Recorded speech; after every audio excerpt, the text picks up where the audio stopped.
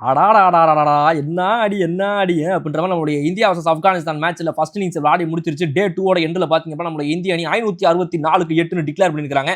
127 ஓவரில் அவங்க அடிச்சதை 40 ஓவர் தான் வருது இப்போவே எப்படியா அப்படின்னு சொல்ற மாதிரி நம்ம ஆப்கானிஸ்தான் டெஸ்ட்டில் பார்த்தீங்க அப்படின்னா வந்து 113க்கு 5 இப்போ தத்தளிச்சிருக்காங்க. டொயின் டான்ஸ் ஆடிக்கிட்டு என்ன நடந்திருக்குது டே 2ன்றதை பார்க்க போகிறோம் இந்த வீடியோவில். பாய்ஸ் அண்ட் கேர்ள்ஸ் மைட் பிடிச்சிக்கோ ஐ ஃப்ரம் பாலா.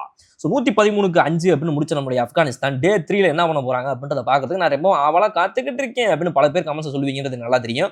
இப்போ இவங்க வந்து ஃபர்ஸ்ட் இன்னிங்ஸை முடிச்சுட்டு எப்படியும் கண்டிப்பாக வந்து ஃபாலோ வந்து ஆடுற மாதிரி இருக்குன்னு இந்த ஃபாலோ ஆன ஆடும்போது 2 இன்னிங்ஸையும் சேர்த்து டாப்பில் போகிறதுக்கு பவுலருக்கு நிறைய வாய்ப்பு இருக்குல்ல அப்படின்னா எக்ஸாக்ட்லி நம்ம இந்திய அணிக்கு இப்போ அதுதான் ரொம்ப முக்கியம். ஏன்னா பவுலிங்கை பொறுத்த வரைக்கும் இந்திய டீமில் வந்துட்டு சேஞ்சஸ் நிறைய நடந்திருக்குது. ஸோ இந்த பவுலிங் பிளேயர்ஸ்லாம் என்ன பண்ண போகிறாங்க, இப்போ வந்து மானவ் சுதர் உள்ள வந்திருக்காரு. அப்புறம் நம்ம பிரசித் கிருஷ்ணா அவர்களுக்கு ஒரு நல்ல வாய்ப்பு திரும்ப கொடுக்கப்பட்டிருக்குது. முகமது சிராஜ் தலைமையில் இருக்கக்கூடிய இந்த பவுலிங் லைனப்பில் வித்தவுட் ஜஸ்பிரிட் பும்ரா இவங்க எப்படி விளாட போகிறாங்க அப்படின்றது வந்துட்டு ஒரு பெரிய ஒரு முக்கியமான விஷயம். மானவ் சுதர் இது வரைக்கும் பார்த்தீங்க அப்படின்னா டே 2 எண்டில் ஒரு 3 விக்கெட் எடுத்திருக்காரு. ராஜஸ்தான் ராயல்ஸுடைய ஆல்ரவுண்டரு டேரக்டாக பார்த்தீங்க அப்படின்னா டெஸ்ட் டெபியூவில் வந்தோடனே ஒரு 3 விக்கெட் ஹால் எடுத்திருக்காரு. இன்னைக்கு சூப்பர்பான பவுலிங் அப்படின்னு சொல்லலாம். அவருக்கு கிடைச்சிருக்கிற வாய்ப்பு. இன்னும் 2 ஸ்பின்னர் இருக்கிறாங்க நம்ம கிட்ட, குல்தீப் யாதவ் அப்புறம் நம்மளுடைய வாஷிங்டன் சுந்தர். வாராஜோ வாஷிங்டன் அப்படின்னு நம்ம வாஷிங்டன் சுந்தர் உள்ள இருக்காப்ல. ஸோ இந்த 2-3 ஸ்பின்னருங்க சேர்ந்து என்ன சேட்டையை பண்ண போறாங்க அப்படின்றத நம்ம பார்க்க வேண்டிய மிக முக்கியமான ஒரு விஷயம். அதே நேரத்தில் பார்த்தீங்க அப்படின்னா ஃபாஸ்ட் பவுலர்ஸ்ல வந்திருக்கிறதுமே வந்துட்டு ஒரு சூப்பரான ஒரு மேட்டர் தான். நம்மளுடைய பிரசித் கிருஷ்ணா அவர்கள் ஒரு 2 விக்கெட் கிடைச்சிருக்குது. ஸோ இதுதான் வந்து நமக்கு வந்த 5 விக்கெட்.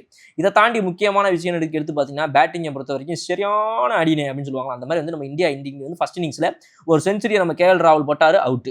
அப்புறம் நம்ம சுப்மன் கில் கேப்டன் வந்து ஒரு 126 அடிச்சாரு அவுட். அப்புறம் 2 பேர் 81 நம்ம சாய் சுதர்சனும் சரி ரிஷப் பந்தும் சரி 2 லெஃப்ட் ஹேண்டர்ஸுமே வந்து 81 ஈச். ஆனால் இவர் 6 அடிக்கல. சாய் சுதர்சன் 13 4 அடிச்சாப்ல.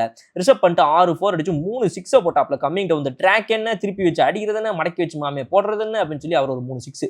ஸோ இந்த மாதிரி இன்னிங்ஸில் கடைசியாக பார்த்தீங்கன்னா வாஷிங்டன் சுந்தர் இப்போ தான் நடந்து முடிஞ்ச குஜராத் டைட்டன்ஸுடைய ஐபிஎல் மேட்ச்சில் பார்த்தீங்கன்னா கடைசியில் என்ன ஒரு மேட்ச் ஃபைனல்னா அப்படித்தான் இருக்கும். ஒரு வீரை கொடுத்து ஆறாது பாருப்பா அப்படின்னு வாஷிங்டன் சுந்தர் நம்ம பாராட்டணும் இல்லையா. அதே மாதிரி இங்கே வந்து பார்த்தீங்க அப்படின்னா வந்துட்டு ஒரு 5 4 ஒரு 6ன்னு சொல்லி 68 பால்ல 52 ரன் அடிச்சு ஒரு நல்ல மேட்ச் சேவிங்கான இன்னிங்ஸ் அடிக்க ட்ரை பண்ணாரு. பட் மேட்ச் எல்லாம் சேவ் பண்ண முடியுமா அப்படின்றது வந்துட்டு ஆப்கானிஸ்தான் கையில் தான் இருக்குது. ஏன்னா வந்து அவங்களே காப்பாற்றிக்க முடியாமல் இருக்கிறாங்க.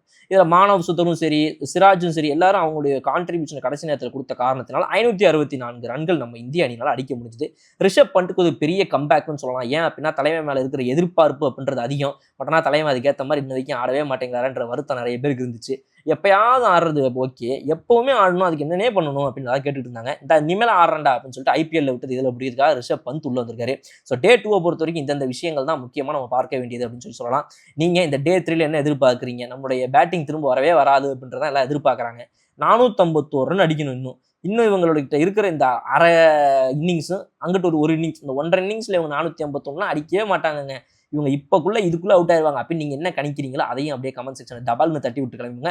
இன்னொரு சூப்பரான வீடியோ நான் உங்களுக்கு பார்க்குறேன். அதுவரை விடைபெறுது உங்கள் பலம். Okay bye.